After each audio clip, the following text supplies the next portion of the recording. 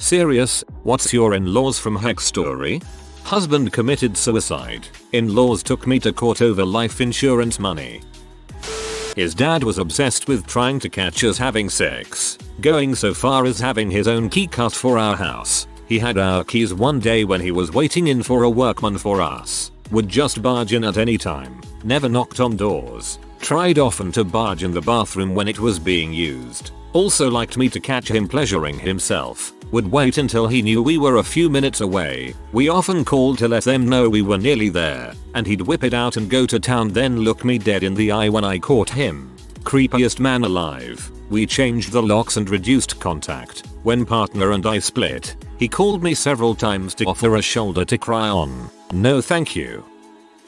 The in-laws have been going through a rough time financially for a while, and my wife and I have been paying their credit card and parent loan for a couple years. Phil's parents pass this year and he gets a large but not massive inheritance, around $75k. We keep paying the bills because Phil is still not working full time, and he puts the inheritance away so Mill, who is horribly irresponsible with money, can't access it. We just arrived on Christmas Eve and there is a Lexus sitting in the garage, paid for in cash, and now Phil is talking about how he wants a Cadillac. I'm so peeved that I haven't been able to sleep and don't want to frick up the holidays, so I'm biting my tongue until we leave, but there is no way we're paying their bills anymore. Time to stop paying their bills. They can sell the goddamn cars. My mother wore all black to our wedding, complete with a black hat with hanging black mesh to cover her face like she was in the morning. The first time my in-laws came to visit our new home, they started rearranging the furniture and artwork on the walls without asking. They just did it. After driving almost 11 hours with husband to see in-laws, mother-in-law accused me of keeping her son away from her and how I'm not ever going to let her see her son again to my face, and started crying in front of multiple adults and children. The next day, when I asked to speak with her to let her know that what she did was a little unreasonable and very hurtful to me, she showed her true colors and went from crying victim to screaming viciously at me and trying to hit me. She screamed me and husband, her son, out of the house and threw the gifts we had bought her out the door like pieces of trash. I cannot believe this is the woman who gave birth to my husband. She is like from another species. Frick that, 11 hours isn't far enough. My mill said we could have our wedding at the place she works, for free, otherwise the venue would cost upwards of 7k just to rent out. She decided that gave her free license to plan everything to her specifications, including the date, what we would eat, the flowers, what we would drink, and even what music I'd have at my wedding. She invited more people to the wedding than me and my husband combined. To top it off, she refused to watch my husband's son on our wedding night, saying that he would feel rejected if he wasn't allowed to stay with us. Each thing happened by itself, and it wasn't until they all added up that I realized my wedding had been hijacked, under the guise of that's how it needs to be if you're going to have it at my work, which was bulls. She just wanted to control everything.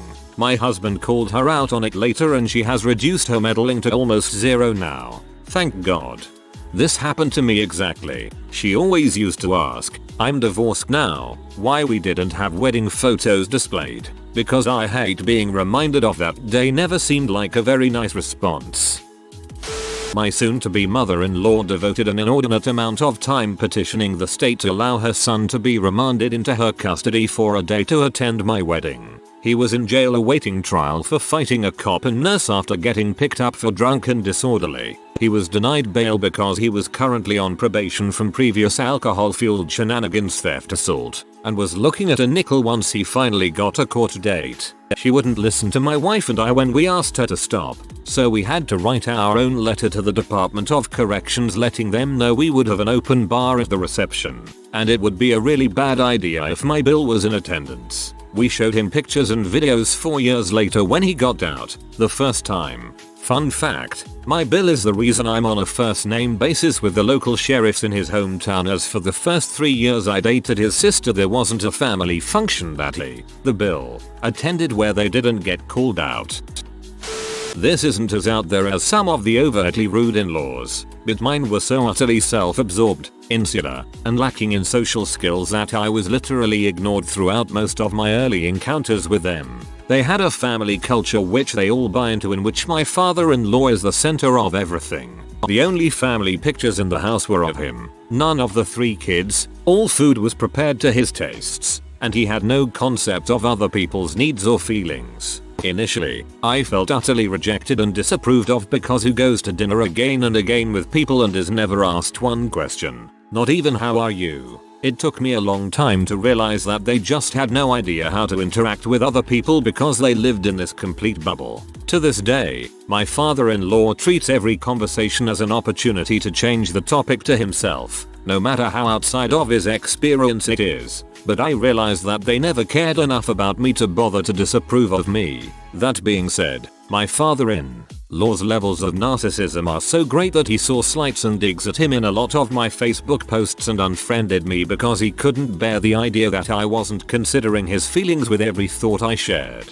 As he is so accustomed to everyone catering to his needs all of the time, I'm sure I was supposed to be wounded to have no longer been in his good graces, but I just laughed. I think he is genuinely and cluelessly taken aback when he's not considered the most important and greatest person in the room.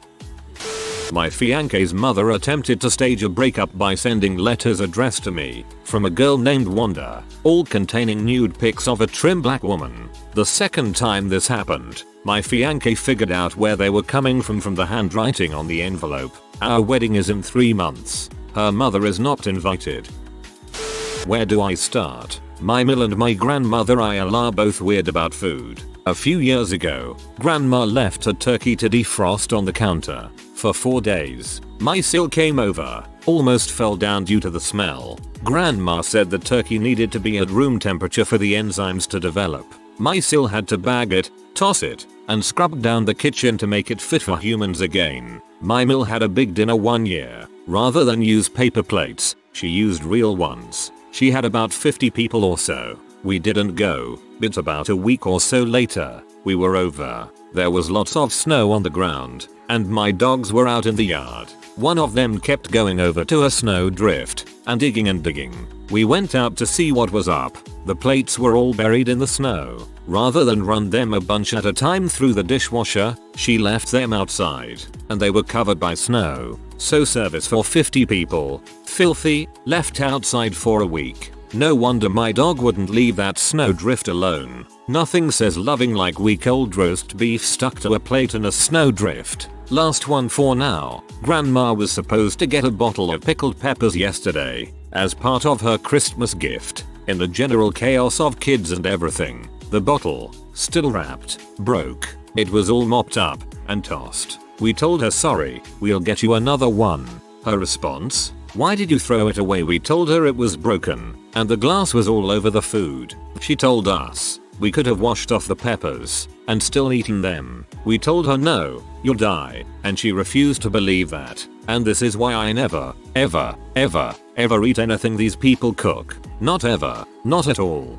Think about this next time your jobs have a potluck. Redditors, think about this. So much to tell, but I'll just say that every once in a while me and my wife will have to deal with a wellness check from the police because her parents call and tell the police they haven't heard from their daughter in weeks, even though they talked to her the other day, and they also say I'm one of those people who would chop my wife into pieces. Luckily my step-uncle is a lieutenant in the sheriff's office, and the last time they got a call from the chief telling them to stop.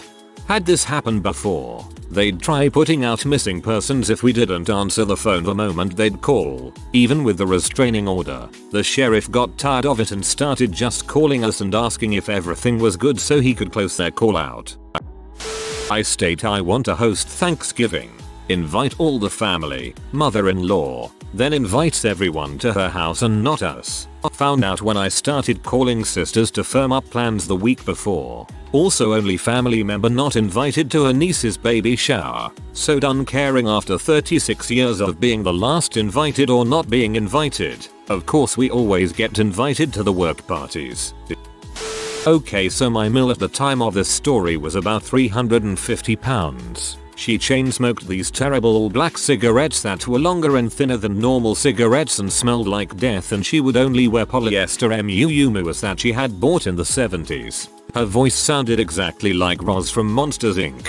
and the only things she would talk about were how hard it was to find a new MUU or how her channeling was going and what the various spirits had to say. The first time I met my Mill, she sat me down and started telling me about the energies that spoke to her from the Pleiades. As she was telling me about how they were going to fix the world, I realized that to her the Pleiades was one place, a bunch of spacelites that were all very close to each other because they're close together from our point of view. When I in my navy tried to explain to her that the stars that make up the constellation are in fact an enormous distance apart and some of them don't even exist anymore, she just scowled at me, shook her head, and said no and kept talking. Later that night my wife and I were awoken by a huge commotion and we found her drunkenly destroying the kitchen. When we asked her what she was doing, she said the energies need a burrito, so we made her a burrito and sent her to bed. TLDR. My Mill is an insane drunken chain smoker who only wears polyester MUUs and channels the spirits of the aliens who live in the Pleiades.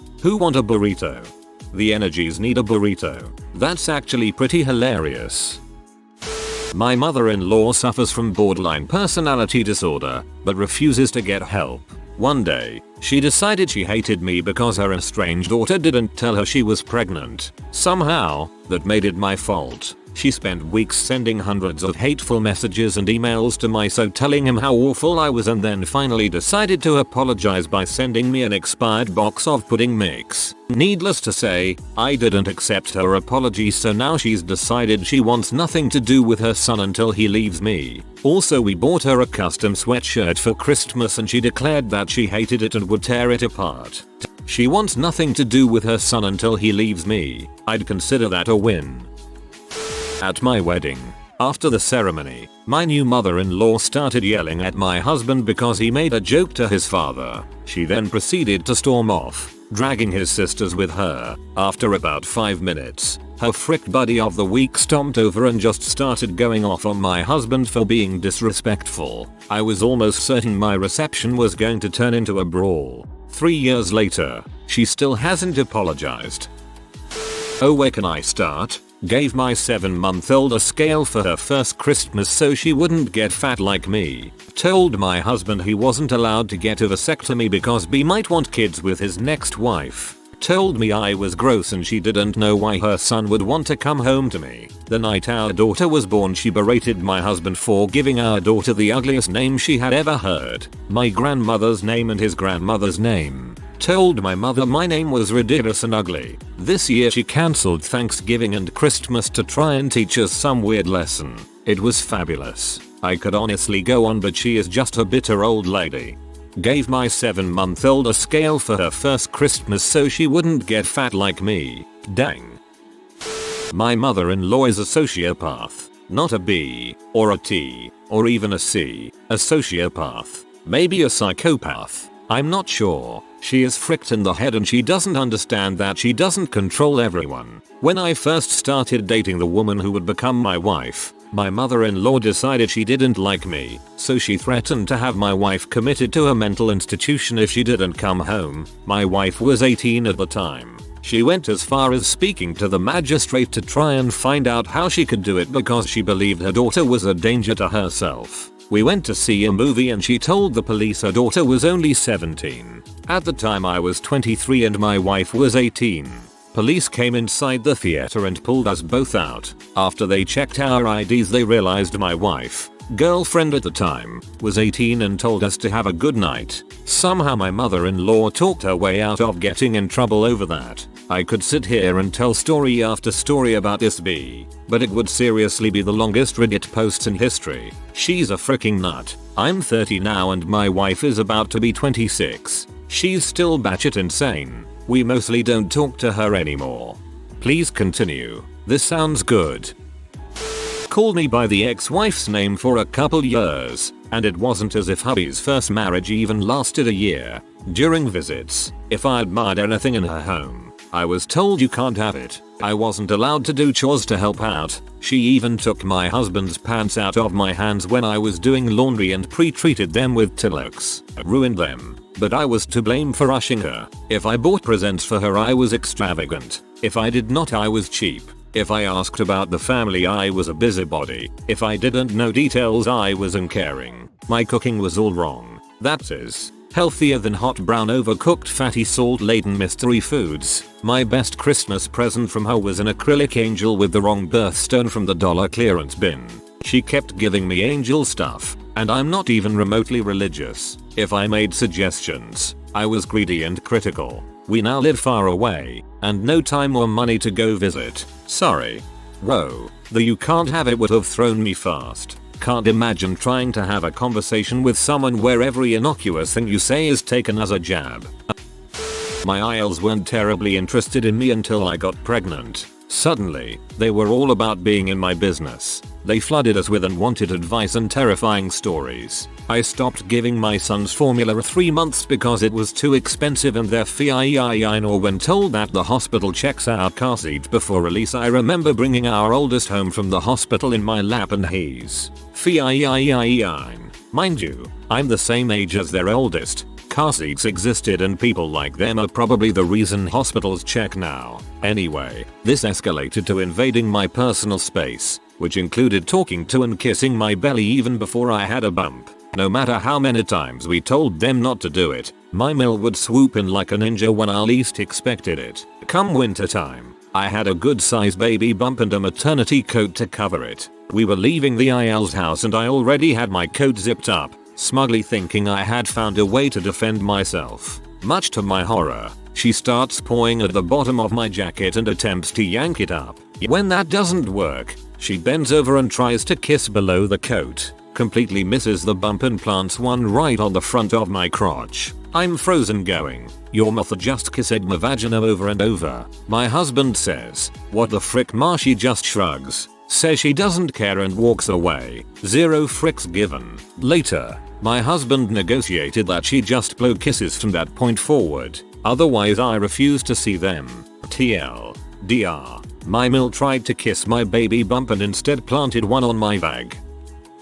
Cousin-in-laws come to Thanksgiving the day after we buried my grandmother. They ignores her husband of 58 years who is sitting at the table, don't offer any condolences to any family members, and complain when we dedicate the goats to grandma, and not their 4th child with the 3rd husband. Also called me ignorant for not knowing who the American Idol winner was this year.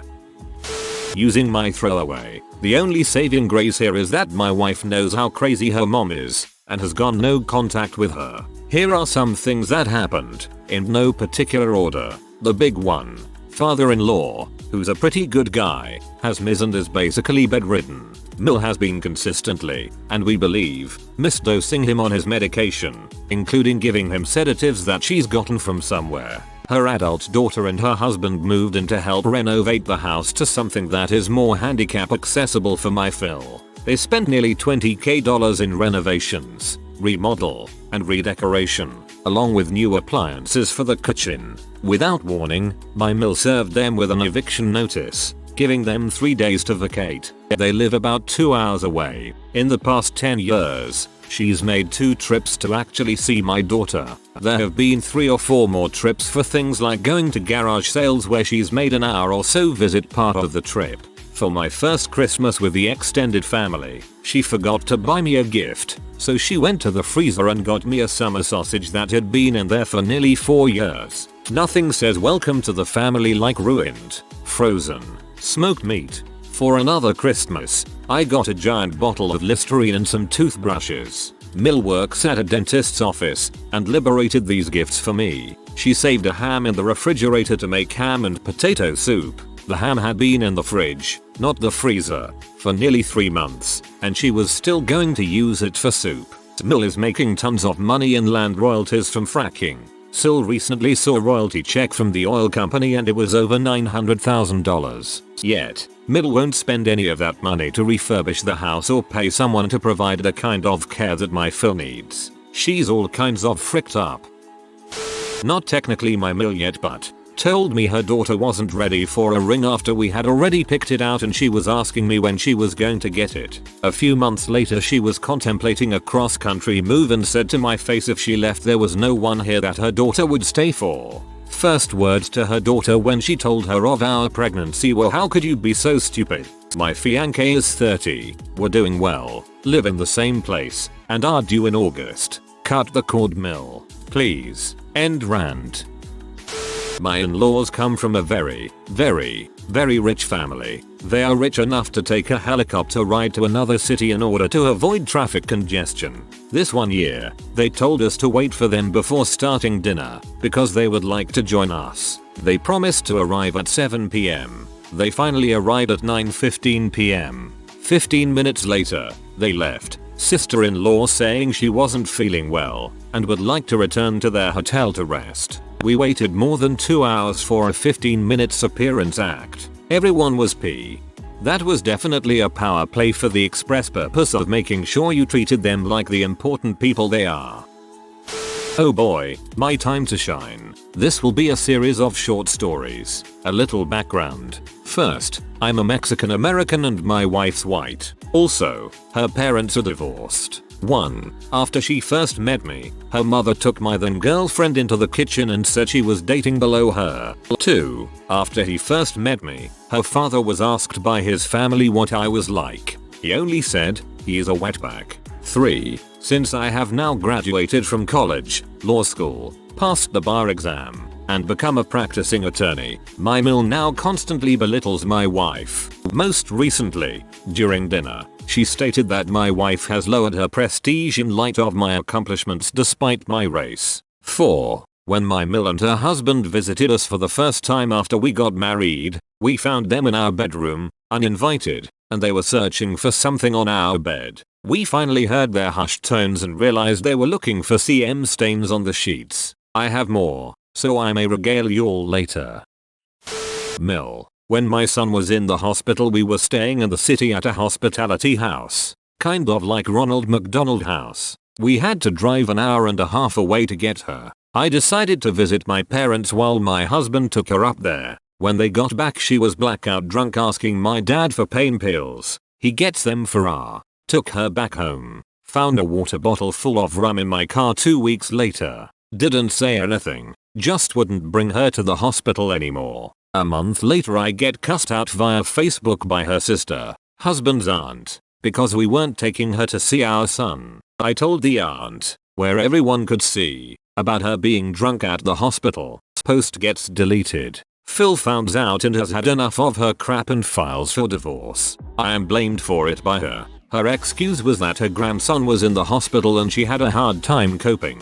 Fast forward 2 years. She is dating a rim addict and letting his kids mooch off her and keeps asking us for money. We refuse. We still visit every once in a while because my husband is in denial. Go over and it smells like pot. I do not mind pot, but do not say it's okay for us to bring him to visit and smoke a bowl in the house. And pills laying everywhere. Fast forward a couple months. Get a call that she is in the hospital. She had 8 different drugs in her system and was sent to a psych ward 3 hours away. She is delirious. We get a key to her house from the landlord to get medical records for psych ward.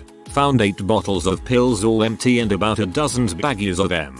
She gets released, so I go to get her. We all have a talk. Agree that we will help pay for a rehab. Help her move out of the crappy neighborhood. No more M-addict BF and family. And no more pain pills. She says she doesn't want them, she needs them pain meds. I bite my tongue. I take her home. I can't clean out the house because I can't risk being around it and lose my nursing license. We told her we would be drug testing her the next day to get rid of everything. If she tests positive for anything, we are cutting ties. We go back the next day and her BF is over. Lots of excuses. We leave and haven't saw her since. It's been 6 months so far. Oh, and she borrowed our spare car and she never gave it back.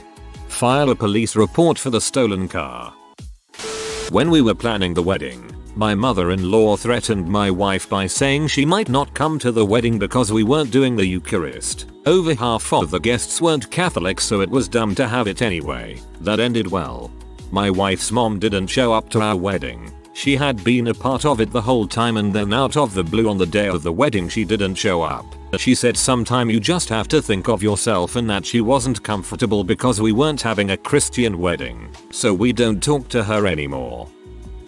Mother-in-law can't start her car, so just leaves it in a parking lot somewhere. Finally get the car to a shop and it's been so neglected it's basically just scrap. At this point, since she has no transportation, she decides to move in with my wife and I. Note that I said she decides. This was a situation where she brought up staying with us for a little while and my wife and I were suckers. She would actively refuse to look for work. She wanted this home healthcare gig and needed me to get up earlier to drop her off and pick her up from the tech school where she was getting training.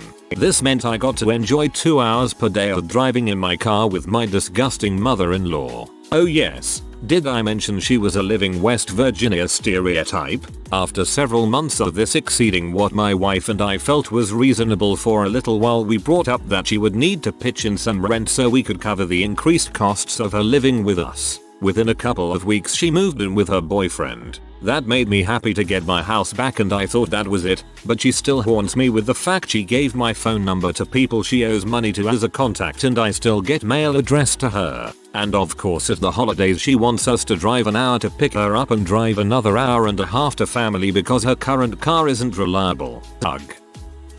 She could never really have any healthy relationships since she only had a dad, soon to be Mill, while trying to convince her son that I am incapable of love because my mom died when I was a kid. She had been planning on mothering me herself until I banged her son and she found out by being nosy. This, and trying to tell him that I was trying to trap him with kids even after I showed her my BC and the condoms. Hey, I was apparently trapping my so as well. My so told his dad that I'm on birth control, and he asked if he actually saw me getting it. SMH. Well, I guess I did trap him though. I was told that recently, despite me and my so being together for 8 years and had our son 6 years into the relationship. If you are new to the channel, you can subscribe. I publish new videos every day. Until then, check another video.